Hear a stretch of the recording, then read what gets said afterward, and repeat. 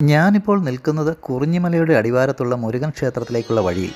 സമയം വൈകുന്നേരം 4:50. സൂര്യരശ്മികളുടെ തീവ്രത ക്യാമറയുടെ വ്യക്തത കുറയ്ക്കുന്നു. നിങ്ങളിൽ ചിലരെങ്കിലും കേട്ടിരിക്കും, പക്ഷേ ഞാൻ ആദ്യമായിട്ടാണ് ഈ മലയെപ്പറ്റി കേൾക്കുന്നത്. പക്ഷേ കേട്ടത് കുറിഞ്ഞിമല എന്നല്ല, വള്ളിമല എന്നാണ്.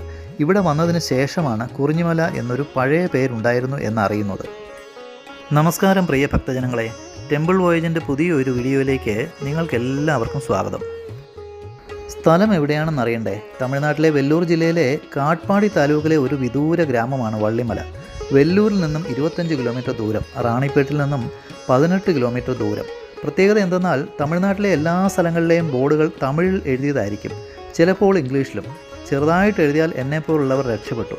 ഇവിടെ ഞാൻ കണ്ടത് ബോർഡുകളിലെ പ്രധാന ഭാഷ തമിഴ്, അത് കഴിഞ്ഞ് തെലുങ്ക്, അതിനുശേഷം ഇംഗ്ലീഷിൽ എഴുതിയിരിക്കുന്നു.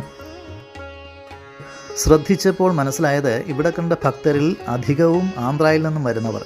ഈ ക്ഷേത്രം സ്ഥിതി ചെയ്യുന്ന മലയുടെ അപ്പുറം അയൽ സംസ്ഥാനമായ ആന്ധ്രാപ്രദേശ് എന്ന ഇപ്പോഴത്തെ തെലുങ്കാന. ഈ കാണുന്നത് മലയടിവാരത്തിലെ സുബ്രഹ്മണ്യ സ്വാമി ക്ഷേത്രം. ആദ്യം ഒരു ചെറിയ ഗണപതി ക്ഷേത്രം, ശേഷം ആറുമുഖ പ്രതിഷ്ഠയോട് കൂടിയ മുരുകൻ. ആദ്യമായിട്ടാണ് ആറുമുഖ പ്രതിഷ്ഠയുള്ള ഒരു ക്ഷേത്രം കാണുന്നത്.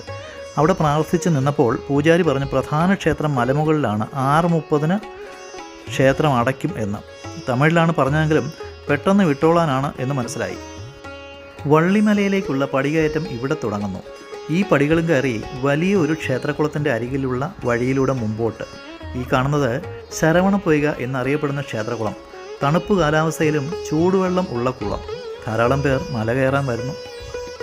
ശൂരപത്മൻ എന്ന അസുരനെ നിഗ്രഹിക്കാനായി പരമശിവന്റെ തൃക്കണ്ണിൽ നിന്നും 6 അഗ്നിസ്ഫുലിംഗങ്ങളായി മുരുകൻ അവതരിച്ച സ്ഥലമാണ് ഈ ശരവണപ്പൊയ്ക.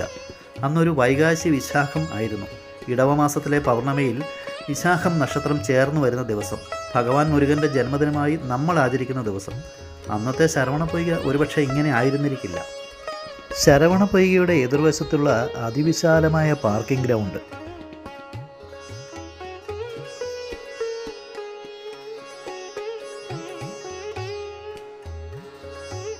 വീണ്ടും മുമ്പോട്ട് ഈ കാണുന്നത് വള്ളിദേവിയുടെ ക്ഷേത്രം.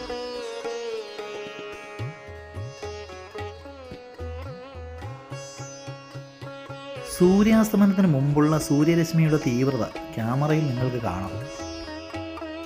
മുമ്പോട്ട് നടക്കുമ്പോഴാണ് പൂജാരി പറഞ്ഞതിൻ്റെ അർത്ഥം മനസ്സിലായത്. 450ഓളം പടികൾ കയറി വേണം മലമുകളിലെ ക്ഷേത്രത്തിലെത്താൻ. അടുത്ത ടെൻഷൻ 6 മണിക്കെങ്കിലും എത്തിയാലേ മനസ്സമാധാനത്തോടെ തൊഴാൻ സാധിക്കൂ. പടികളിലൂടെ ആവുന്ന വേഗത്തിൽ നടന്നു ഓടിയും കയറി കിതച്ചപ്പോൾ പടികളിൽ തന്നെ ഇരുന്നു. വാര്യൻ സ്വാമി എന്ന സന്യാസി വര്യൻ തനിക്ക് കിട്ടിയ എല്ലാ സമ്പാദ്യങ്ങളും ഉപയോഗിച്ച് നിർമ്മിച്ചതാണ് ക്ഷേത്രകുളത്തിൻ്റെ ചുറ്റുമതിലുകളും ഈ കാണുന്ന പടികളും. മുട്ടുവേദനയുള്ളവർ ഈ പടികൾ കയറിയാൽ വേദന മാറുമെന്ന് വിശ്വാസം. പടികൾ കയറുമ്പോൾ കാണുന്ന ഓരോ മണ്ഡപത്തിലും സിദ്ധർ എന്നറിയപ്പെടുന്ന സന്യാസി വര്യന്മാർ തപസ്സു ചെയ്തിരുന്നതായി പറയപ്പെടുന്നു. ഇപ്പോൾ വിശ്വാസികൾ മല കയറുമ്പോൾ ഇവിടെ എത്തുമ്പോൾ മൗനവ്രതം ആചരിക്കുന്നു. 50ഓളം വർഷങ്ങൾക്ക് മുമ്പ് നിർമ്മിച്ച പടികൾ കയറി മുകളിലേക്ക്.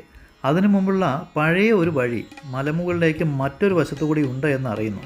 തിരിച്ചിറങ്ങുമ്പോൾ നമുക്ക് അതുവഴി വരാം. വെപ്രാളപ്പെട്ട് പടി കയറിയതുകൊണ്ട് 17 മിനിറ്റ് കൊണ്ട് മുകളിലെത്തി. ഇപ്പോൾ സമയം 5:21. എണ്ണി വന്നപ്പോൾ 444 പടികൾ കയറിയിരിക്കുന്നു. എണ്ണം തെറ്റിയോ എന്നറിയില്ല.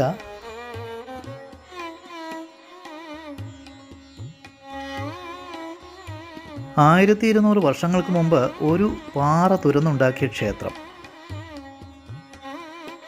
തമിഴ്നാട്ടിലെ എല്ലാ ക്ഷേത്രങ്ങളെയും പോലെ വിശ്വാസികൾ കുടുംബത്തോടെ വന്ന് പ്രാർത്ഥിച്ച് വെളിയിലിറങ്ങി ഒന്നിച്ചിരുന്ന് വീട്ടിൽ നിന്നും കൊണ്ടുവന്ന ആഹാരം കഴിക്കുന്നതും ഇവിടെ കാണാം.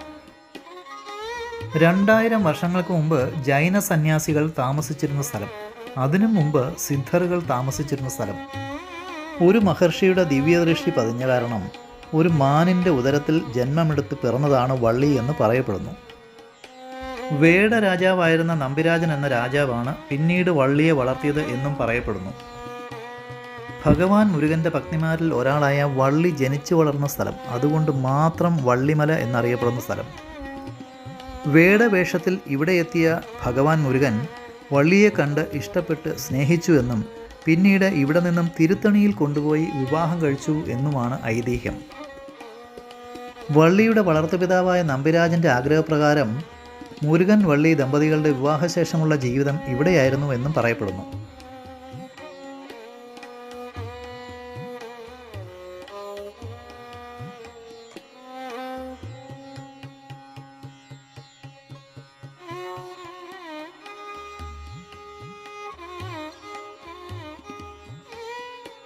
അകത്ത് വള്ളി സമേതനായ ഭഗവാൻ മുരുകനെ പ്രാർത്ഥിച്ച് വെളിയിൽ വന്നു.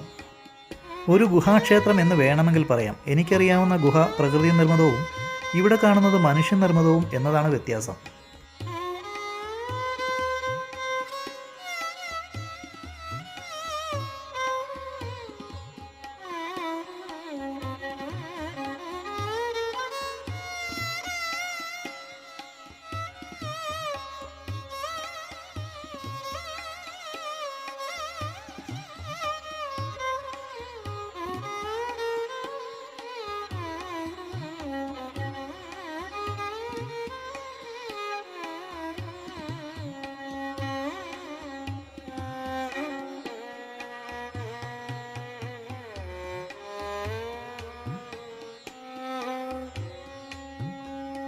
ക്ഷേത്രത്തിന് പുറകിൽ മുകളിലുള്ള പാറയിൽ നിന്നാൽ അതിമനോഹരമായ ദൂരക്കാഴ്ചകൾ. നമ്മൾ വന്ന പടികളും പോകേണ്ട വഴിയും ചേരുന്ന സ്ഥലം. ദൂരെ നിന്ന് മാത്രം കാണാൻ കഴിയുന്ന ക്ഷേത്രഗോപുരം.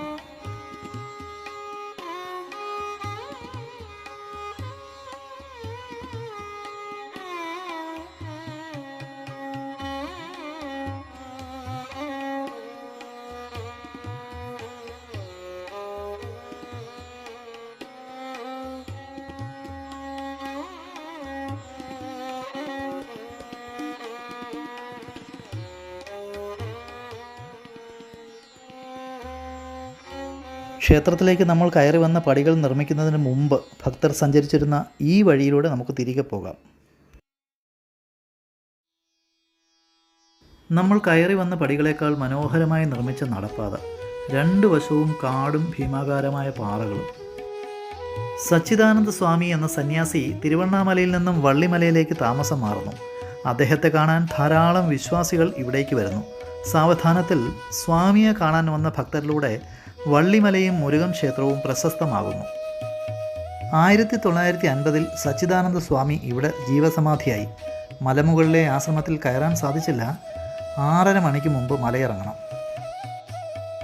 1964 വരെ ഈ മുരുകൻ ക്ഷേത്രത്തിൽ നിന്നും തിരുത്തണി മുരുകൻ ക്ഷേത്രത്തിലേക്ക് ഒരു തുരങ്ക വഴി ഉണ്ടായിരുന്നതായി പറയപ്പെടുന്നു. സുരക്ഷാ കാരണങ്ങളാൽ തമിഴ്നാട് വനം വകുപ്പ് ആ വഴി പിന്നീട് അടച്ചിരിക്കുന്നു. ഈ വഴിയിലാണ് സച്ചിദാനന്ദ സ്വാമികളുടെ ആശ്രമം. സമയം അതിക്രമിച്ചതിനാൽ അങ്ങോട്ട് കയറാൻ സാധിക്കില്ല. വള്ളി ജീവിതത്തിൻ്റെ അധിക സമയവും ചെലവഴിച്ച വള്ളിമല എന്ന കുറിഞ്ഞിമല. വള്ളിയുടെ കാൽപാദം പതിയാത്ത ഒരു സ്ഥലം പോലും ഇവിടെയില്ല എന്നാണ് വിശ്വാസം. വള്ളി സച്ചിദാനന്ദ സ്വാമികൾക്ക് തിരുപ്പുകൾ പാടിക്കൊടുത്ത സ്ഥലം. ഇവിടുത്തെ വിശേഷ ദിവസങ്ങളിൽ ചെന്നൈ ആവടിക്കടുത്ത് തിരുനിன்றവൂരിൽ നിന്നും പാൽക്കുടവും ചെന്നൈ സീതാപേട്ടെ കാരണേശ്വരർ ക്ഷേത്രത്തിൽ നിന്നും കാവടിയും ഇവിടെ എത്തുന്നു എന്നാണ് അറിയാൻ കഴിഞ്ഞത്.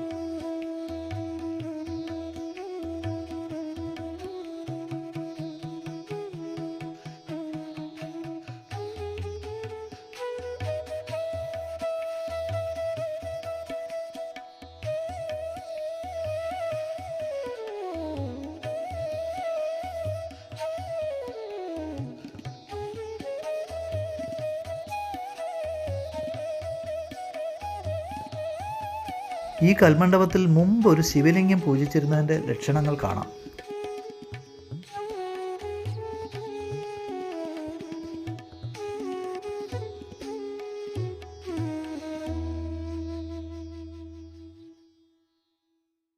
വള്ളിമലയുടെ മുകളിൽ നിന്നും താഴ്വരയിലെ ഗ്രാമത്തിൻ്റെ ഒരു ദൂരക്കാഴ്ച.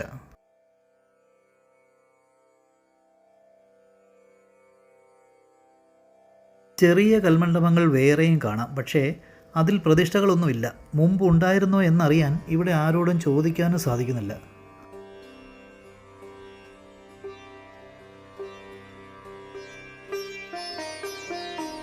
ഈ പാറയുടെ മുകളിൽ ഒരു ചെറിയ കുളം, അതിനു താഴെ മറ്റൊരു വലിയ കുളം. കുറച്ചുകൂടി ചരിത്രം പരിശോധിച്ചാൽ അത്ഭുതങ്ങൾ ഒളിഞ്ഞിരിക്കുന്ന സ്ഥലമെന്ന് തോന്നുന്നു.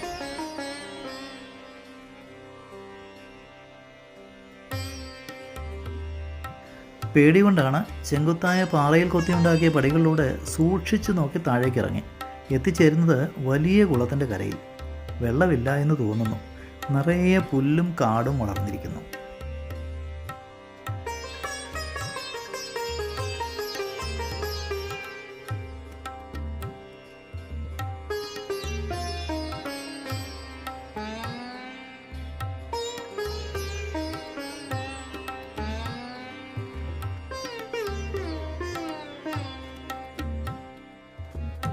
കുളക്കരയിലൂടെ താഴേക്കിറങ്ങി മുമ്പോട്ട് പോകുമ്പോൾ ഇടതുവശത്തേക്ക് മറ്റൊരു വഴി തിരിയുന്നു. ജെയിൻ കേവ് എന്നൊരു ചെറിയ ബോർഡ് ഇവിടെ കാണാം. സമയം 6:14. എൻ്റെ ജിജ്ഞാസ എന്നെ എത്തിച്ചത് ഒരു പാറയുടെ ചരിവിലാണ്.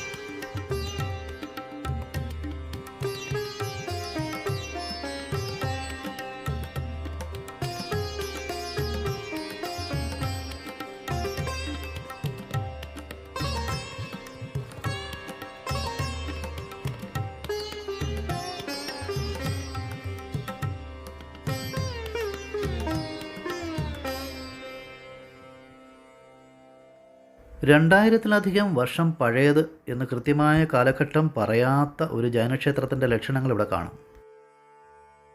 നിരവധി ജൈന തീർത്ഥങ്കരന്മാരെ ഇവിടെ കൊത്തിവെച്ചിരിക്കുന്നു. പൊതുസമൂഹത്തിൽ നിന്നും അകലം പാലിച്ച് ജീവിച്ചവർ, കൃത്യമായ വസ്ത്രധാരണം ഇല്ലാത്തവർ ഇവിടെ ജീവിച്ചിരുന്നതിൻ്റെ അടയാളങ്ങൾ.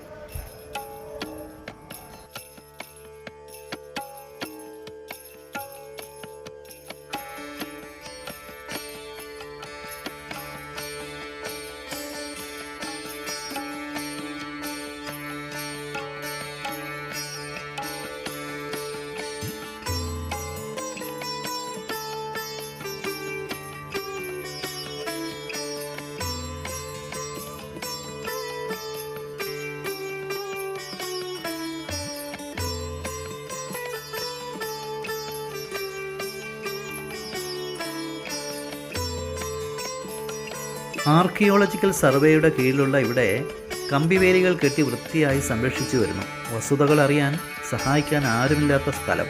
തിരികെ നടക്കാം. ഇനി എത്ര ദൂരം ഈ വഴിയിലൂടെ താഴേക്ക് നടക്കണമെന്നറിയില്ല. സൂര്യാസ്തമയം കഴിഞ്ഞു.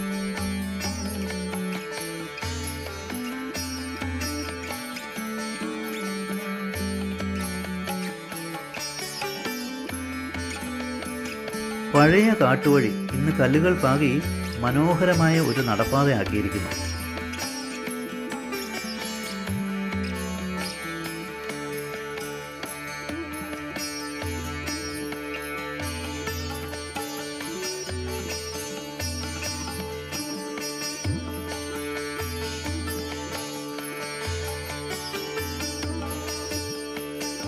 താഴെ എത്താറായപ്പോൾ ഗ്രാനൈറ്റ് പാകിയ വഴി, രണ്ടു വശത്തും ഭക്തർക്കുള്ള ടോയ്ലറ്റ് സൗകര്യങ്ങൾ.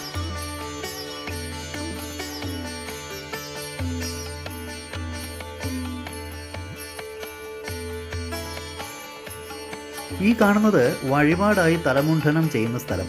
അരുൾമിகு സുബ്രഹ്മണ്യസ്വാമി തിരുക്കോയിൽ വള്ളിമല മുടി കാണിക്കൈ സെലുത്തുമിടം എന്ന് തമിഴിൽ എഴുതിയിരിക്കുന്നു. നമ്മൾ വന്ന വഴിയിലുള്ള ഗണപതി ക്ഷേത്രം. ഇവിടെ ധാരാളം കുട്ടികൾ നൃത്ത അരങ്ങേറ്റം നടത്തുന്നു. അല്പനേരം അത് കണ്ടു. ഇനി മടങ്ങാം.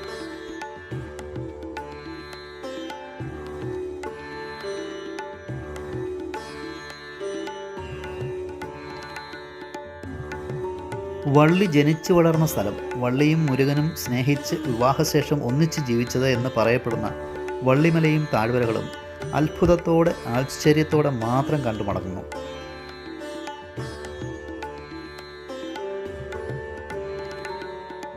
ഇനിയും അറിയാൻ ബാക്കിയുള്ള വള്ളിമലയിലേക്ക്, ഇന്നത്തെ പ്രശസ്തി വള്ളിമലയ്ക്ക് നേടിക്കൊടുത്ത സച്ചിദാനന്ദ സ്വാമിയുടെ ആശ്രമത്തിലേക്ക് ഒരിക്കൽ കൂടി വരണം എന്ന ആഗ്രഹത്തോടെ വീണ്ടും മറ്റൊരു വീഡിയോയിൽ കാണുന്നതുവരെ എല്ലാ ഭക്തജനങ്ങൾക്കും നന്ദി, നമസ്കാരം.